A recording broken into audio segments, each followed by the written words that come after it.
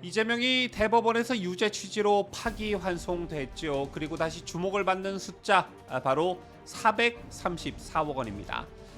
지난 대선에서 민주당이 보전받은 선거 비용 전액을 이제 다시 토해내야 할 상황이 온 것입니다.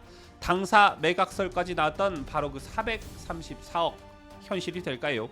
자, 오늘 뉴스데일리 베스트에서는 이재명 유죄 판결의 후폭풍 그리고 434억 반환 사태가 민주당에 어떤 파장을 줄지 낱낱이 분석해드립니다.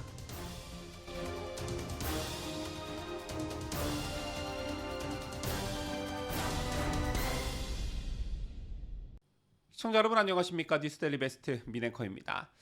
자, 어제 대법원 전원합의체가 이재명의 공직선거법 위반 사건에 대해서 유죄 취지로 파기환송했습니다.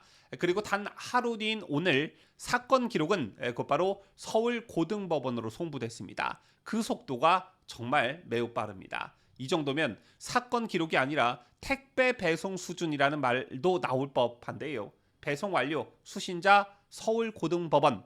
사법부가 마음만 먹으면 얼마나 빠르게 움직일 수 있는지를 여실히 보여주는 장면이라고 할 수 있겠지요. 서울고법 관계자는 대법원에서 이 후보 선거법 사건 기록이 도착했다고 밝혔고 고법은 이르면 이날 바로 재판부에 사건을 배당할 것이라는 입장을 내놓았습니다. 실제로 기존 2심에서 무죄를 선고했던 형사 6부는 배제되고 새로운 재판부에서 신속한 파기환송심이 진행될 것으로 보여집니다. 한 고법 부장판사는 대법원의 즉시 처리를 강조하며 재판을 마친 만큼 파기환송심도 빠르게 결론이 날 가능성이 크다라고 밝혔습니다. 정치권 일각에서는 아예 다음 달 그러니까 6월 조기 대선 이전에 최종 선거가 나올 수도 있다는 관측도 조심스럽게 제기되고 있습니다. 이 말인즉슨 이재명이 피선거권을 완전히 상실하는 시점이 대선 투표일 이전이 될 수도 있다라는 것입니다. 여기서 핵심은 대법원의 판결은 하급심에 대해서 기속력을 갖는다는 점이겠지요. 쉽게 말해서 고등법원도 대법원의 유죄 취지를 그대로 반영해야 하고 특별한 사정이 없는 한 형량이 뒤집힐 가능성은 매우 낮다라는 것입니다. 앞서 1심은 이재명에 대해서 징역 1년, 집행유예 2년을 선고했는데 만약 벌금형으로 감형된다 하더라도 100만 원 이상이 선고되면 이재명은 피선거권을 박탈당하고 선거 출마는 물론 현직 국회의원 자격도 상실하게 됩니다. 그렇다면 이 유죄 판결이 의미하는 말은 무엇일까요? 바로 2022년 대선 당시 민주당이 보전받은 선거 비용 434억 원의 반환 의무가 생긴다는 것입니다. 이 숫자는 2022년 제20대 대통령 선거에서 민주당이 이재명 후보를 통해 보전받은 선거 비용 총액입니다. 당시 이재명은 득표율 47.83%를 기록해 법에 따라 선거비용 전액 431억 원을 국가로부터 보전받았고 여기에 기타금 3억 원까지 포함돼 총 434억 원이 민주당 계좌로 들어왔습니다.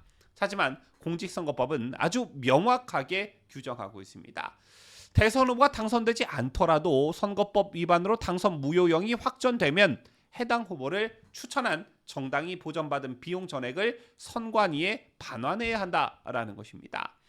대법원의 유죄 취지로 사건을 서울고등법원으로 돌려보낸 이상 향후 고법에서 형이 유지된다면 즉 1심에서의 징역 1년, 집행유예 2년형이 확정된다면 이재명은 피선거권을 상실하고 민주당은 434억 원을 국가에 돌려줘야 하는 상황이 되는 것입니다.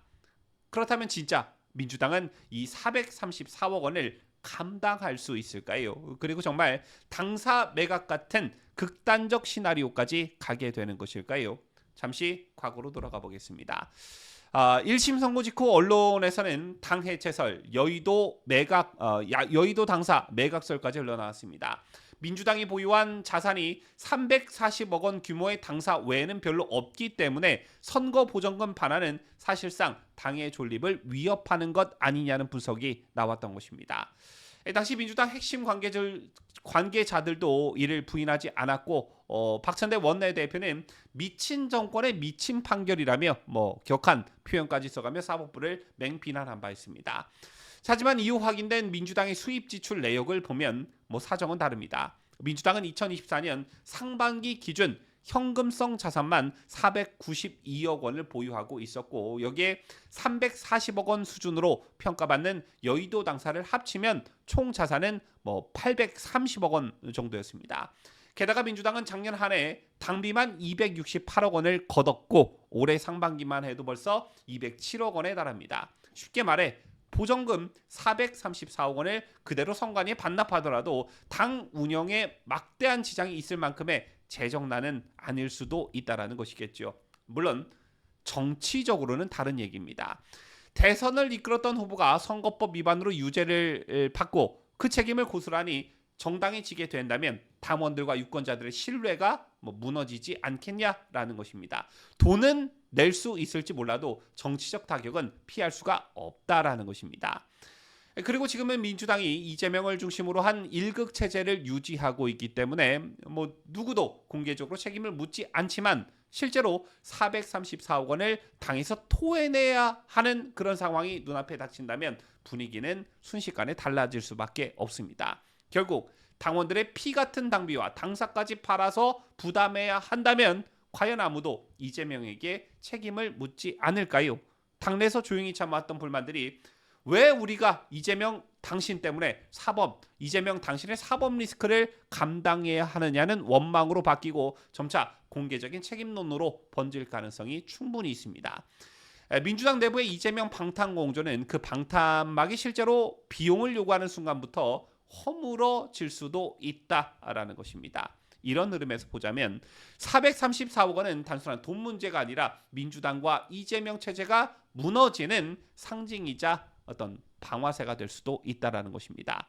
얼마 전 여당은 이 사태에 맞춰 입법도 추진한 바 있죠. 조은희 의원은 선거 보정금 반환을 정당이 거부할 경우 경산보조금에서 자동차가 많은 선거비 먹튀 방지법을 대표 발의했고 국민의힘은 이를 당론으로 추진할 예정입니다. 물론 민주당이 국회에서 다수당인 이상 해당 법안이 통과될 가능성은 낮다는 분석이 현실적입니다. 하지만 문제는 정치적, 대중적 여론이라는 것이지요.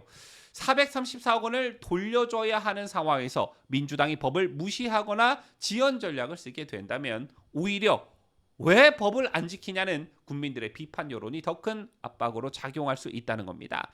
이 법안의 실현 가능성과는 별개로 민주당이 법적 의무를 회피하는 듯한 인상을 준다면 정치적 타격은 법보다 더 매서울 수가 있습니다. 민주당 입장에서는 퇴로가 점점 막히고 있는 셈인 거죠. 국민들 눈에는 이미 이렇게 보일 수도 있겠습니다.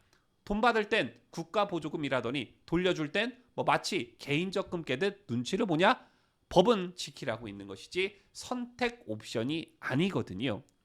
자, 결국 지금의 민주당은 단순히 434억 원을 반환할 수 있느냐의 문제가 아니라 도덕적 책임과 정치적 신뢰를 회복할 수 있느냐라는 기로에 서 있습니다. 돈은 갚으면 되지만 신뢰는 회복이 어렵다는 걸 민주당은 꼭 알길 바랍니다. 파기환송심이 이처럼 빠르게 진행된다면 대선 전에 이재명의 정치적 운명이 결정되고 민주당이 434억 원을 어떻게 감당해야 할지 이것에 대한 국민적 관심은 더욱 뜨거워질 것입니다. 지금까지 저는 자유대한민국을 수호하는 뉴스데일리 베스트 민앵커였습니다.